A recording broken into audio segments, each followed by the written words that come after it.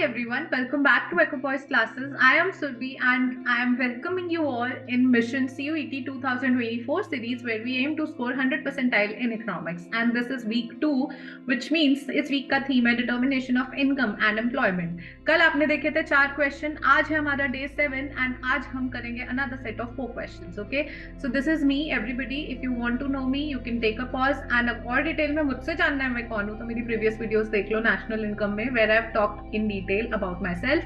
This is my scorecard. So I appeared for 2023 exam of CUET and I scored 100 percentile. You can see 100 percentile, 200 out of 200 marks in economics domain, everybody. So you can trust me with what I'm teaching you. I have worked very closely with a few of very renowned organizations. And I've been a CUET specialist, so you can trust me with that. Then this is the agenda and this is the syllabus which you get on cuet.summer.ac.in, and I've just put up the syllabus of this particular portion which we are going to study, of the questions that we are going to practice. So let's quickly jump on the questions, everyone. When marginal propensity to save falls, aggregate demand curve को क्या हो जाता है?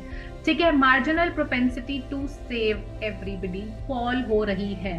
अब MPC क्या हो, MPS क्या होता है, एमपीएसएस होता है. ठीक है, आपको पता है, you know if you read this chapter you should know that MPC plus MPS is equal to 1. ठीक है, अगर एमपीएस फॉल कर रहा है यानी एमपीसी इंक्रीज कर रहा है. एमपीसी इंक्रीज करेगा तो आपका कंजम्पशन जो कि होता है autonomous consumption plus small C और आपके बुक में बी कह लो वाई, एंड ये होता है आपका एमपीसी. अगर एमपीसी बढ़ेगा तो आपका एडी डेफिनेटली बढ़ेगा. ठीक है, तो जो बढ़ना है वो तो अपवर्ड है, अपवर्ड है तो डाउनवर्ड के ऑप्शंस तो पहले ही एलिमिनेट कर दो. इतना समझ आ गया. अब कंफ्यूजन है स्विंग होगा या शिफ्ट होगा. एवरीवन, स्विंग होगा या शिफ्ट होगा, that's a critical question. Now you see. ठीक है, आपका जो कंजम्पशन होता है, आपका एडी जो है वो ऐसे जा रहा है, AD is equal to C plus I. ठीक है, कंजम्पशन ऑल टुगेदर, और इतना हिस्सा क्या होता है, ये ऑटोनॉमस कंजम्पशन कह लो. ठीक है, अब ऑटोनॉमस कंजम्पशन बढ़ा है क्या, जो इसमें अगर ऑटोनॉमस कंजम्पशन बढ़ता तो यहाँ आ जाता, तो यहाँ से पैरेलल शिफ्ट होता, but that doesn't make sense क्योंकि ऑटोनॉमस कंजम्पशन को तो कुछ नहीं हुआ. हुआ किसको है, हुआ है स्लोप को. स्लोप क्या है इस पर्टिकुलर, तो अगर आपको मैं एडी का इक्वेशन बताऊं एवरीबडी 2 सेक्टर मॉडल में, तो एडी होता है सी बार प्लस स्मॉल सी या सॉरी वी वाई प्लस आई बार. ये दोनों ऑटोनॉमस है. ठीक है, फिक्स है, यानी ये सी बार प्लस आई बार है ये इतना हिस्सा. ठीक है, अब यहाँ पे क्या हो रहा है, आप इसको ए बार भी लिख दो, AD is equal to A bar यानी autonomous part of AD plus B Y. अब बी क्या है, बी है आपका एमपीसी. सो एमपीसी क्या है आपका, स्लोप ऑफ एडी. सो अगर स्लोप ऑफ एडी बढ़ता है तो it will nothing but swing upward. ठीक है, it will swing upward. Why, because अगर ऑटोनॉमस पार्ट चेंज हुआ होता, ए बार कुछ इन्वेस्टमेंट चेंज हुई होती या ऑटोनॉमस कंजम्पशन चेंज हुई होती तो पैरेलल शिफ्ट होता अपवर्ड या डाउनवर्ड डिपेंडिंग या कि पॉजिटिव चेंज या नेगेटिव चेंजेस ज्यादा या कम हुआ है. बट अगर एमपीएस कम हुआ है इट मींस एमपीसी बढ़ा है. ये भी जरूरी है, ये मत सोच लेना कि एमपीएस फॉल हुआ है तो बहुत जल्दी में पढ़ो और अगर तुम्हें पता भी है स्विंग का मतलब, बट यहाँ पे कंफ्यूजन कर दो, सेव लिखा है एमपी और इसको यू जस्ट काउंटेड कि AD will swing downwards. No guys, अगर आपको स्विंग पता है बट आप एमपीएस से कंफ्यूज मत करना. एमपीएस फॉल हुआ है इसका मतलब एमपीसी बढ़ा है. एमपीसी बढ़ने से it will swing upward. So the correct answer is option B. And in the NCERT also they say, यहाँ पर वो कह रहे हैं कि the line swings up or down. ये NCERT की लाइन है. When A bar autonomous part changes, the line shifts upward or downward in parallel. When C changes, however, the line swings up or down. ठीक है, तो अगर increase होता है MPS में तो डिक्रीज होता है एमपीसी में, और डिक्रीज होता तो ये स्विंग डाउनवर्ड होता. हमारे केस में उल्टा है, हमारे केस में एमपीसी जो है वो बड़ा है इसलिए स्विंग अपवर्ड है. Everything is in NCERT guys. NCERT खजाना है, खजाना सीयूईटी के लिए, I am telling you. Okay, then arrange the following statements relating to investment in correct sequence. Okay guys, so this requires just the logical sense. कुछ भी नहीं चाहिए इसमें, दिमाग चाहिए, बस पढ़ लो सारी स्टेटमेंट. ठीक है, एंड देयरफॉर वगैरह से भी पता चलता है. जैसे तुम्हें देयरफॉर दिख रहा है, देयरफॉर हमेशा हम एंड में लगाते हैं, इंग्लिश आती है बेसिक इंग्लिश लॉजिक, तो यानी डी एंड में होगा, यानी ये तो पहले ही हटा दो. ठीक है, अब बी है या तो स्टार्टिंग का या ए है, ठीक है। टू मीट दिस डिमांड, ए भी नहीं लग रहा क्योंकि ये तो मिड स्टेटमेंट लग रही है। अब बी से पढ़ना शुरू करते हैं। बी है a producers planned investment for the year is 1000, ठीक है। एक प्रोड्यूसर की प्लान इन्वेस्टमेंट 1000 है। अब उसके बाद क्या होता है, उसके बाद या तो ए है या सी है, तो ए या सी पढ़ो कि there is an unforeseen increase in demand for producers good in market to meet this so अचानक से there is an unforeseen increase in demand and to meet this extra demand producers sell goods worth 600, therefore at the end of accounting year producers inventory goes up by only 400, जबकि producer ने plan की थी कि 1000 होगी लेकिन unforeseen demand हो गई, जिस वजह से उसकी प्लान इन्वेंट्री जो 1000 थी वो कम हो गई बाय 600, यानी उसकी जो प्लान इन्वेंट्री थी वो उसने सोची थी 1000 लेकिन बड़ी सिर्फ 400 से, क्योंकि बीच में अनफोर्सीन इवेंट हो गया। तो ये करेक्ट लग रहा है मुझे स्टेटमेंट, तो हमारा करेक्ट क्या होगा, बी नंबर 1 होगा। उसके बाद there is C, then A, then D, B C A D, option number D. Okay, ये एनसीईआरटी में बहुत केसेस वगैरह लगे रहते हैं, सो यू रीड इट। ये लॉजिकल सेंस बनाना था ज्यादा क्वेश्चन, इसलिए मैंने यहाँ क्लिपिंग नहीं लगाई।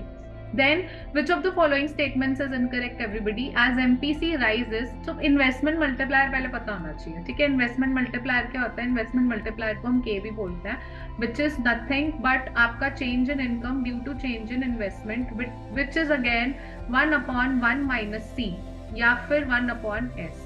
C क्या है? MPC, S क्या है? MPS। MPS बढ़ेगा तो क्या होगा? आपका इन्वेस्टमेंट मल्टीप्लायर क्या होगा? कम होगा, ठीक है। और अब as MPC falls the value, तो कैसा रिलेशनशिप है? इनवर्स रिलेशनशिप है। लेकिन और साथ में क्या देखने की जरूरत है? As MPC rises value of investment multiplier decreases. अब एमपीसी अगर बढ़ेगा तो जो डिनोमिनेटर है वो कम होगा, यानी फुल वैल्यू जो है वो बढ़ेगी, तो पॉजिटिव रिलेशनशिप है, डायरेक्ट रिलेशनशिप है आपका के का और एमपीसी का, एंड इनडायरेक्ट रिलेशनशिप है या इनवर्स कह लो रिलेशनशिप है आपका के एंड एमपीएस का, ठीक है। MPC rises value decreases, wrong. MPC rises value of investment multiplier increases, yes that is true. क्यों? क्योंकि आपका जैसे जैसे एमपीसी राइज होगा ये डिनोमिनेटर मैंने कहा पूरा का पूरा कम होगा, डिनोमिनेटर कम है तो इसकी वैल्यू क्या होगी? बढ़ेगी। तो as MPC rises value of investment multiplier increases. Then as MPS falls, 1 minus इसको एमपीएस भी कहते हैं, तो एमपीएस अगर फॉल करेगा, एमपीसी बढ़ रहा है इसका मतलब एमपीसी फॉल कर रहा है, और एमपीसी फॉल कर रहा है सो अगेन मल्टीप्लायर इंक्रीज कर रहा है स्टेटमेंट, तो ये भी सही है। अब ये आ गया कंट्रोवर्शियल क्वेश्चन, ठीक है। ये ईयर 2022 का क्वेश्चन है एवरीबॉडी, ये कंट्रोवर्शियल क्वेश्चन था लेकिन हम इस पे भी सही आंसर पे आएंगे। Lowest value of the investment multiplier is 1 everybody. Lowest value क्या हो सकती है कि जितनी इन्वेस्टमेंट हुई उतना इनकम तो बढ़ी है, ठीक है। Okay, so you have to find, yeah, so this is not the controversial question actually, this is true कि बेसिक इन्वेस्टमेंट अगर 100 से बढ़ी है तो इनकम कम से कम 100 से तो बढ़े, उससे ज्यादा मल्टीप्लायर आए लेकिन उतनी तो बढ़े, तो लोएस्ट वैल्यू क्या हो गई? 1 हो गई एवरीवन, ठीक है। सो इनकरेक्ट स्टेटमेंट ढूंढनी है, इनकरेक्ट स्टेटमेंट कौन सी थी? A. So correct answer is A, MPC rises value of investment multiplier decreases. Oh, I confused it with some controversial question. There is a controversial question, I'll tell you. मैं आपसे आने वाली videos में वो भी शेयर करूंगी. I thought this is the one. So you can see investment multiplier K is equal to, you know, A bar कह लो या I would say I bar कह लो, whatever. Then 1 by 1 minus C is equal to 1 by S. ठीक है, simple. Then the slope of aggregate supply curve is. Aggregate supply curve क्या होता है guys?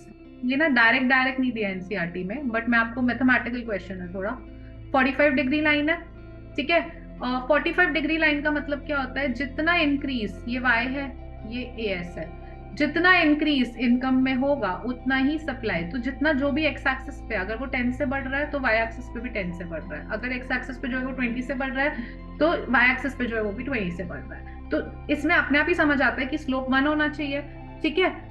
But आपको समझा दूं डिटेल से, यहाँ पे ये फिगर को देख लीजिए, स्लोप हमेशा 45 डिग्री लाइन का 1 होता है गाइस, एंड उसके बाद स्लोप जो यहाँ पर है वो आपका कैसे कम होता जाता है, अगर आप नीचे की तरफ आते हैं और बढ़ता जाता है अगर आप ऊपर की तरफ जाते हैं, इसको हम फ्लैटर भी कहते हैं। सो ये यूनिटरी हो गया, यहाँ से नीचे जाओगे स्लोप आपका कर्व जो है वो फ्लैटर होता जाएगा, और यहाँ से ऊपर जाओगे तो कर्व जो है आपका स्टीपर होता जाएगा एवरीबडी.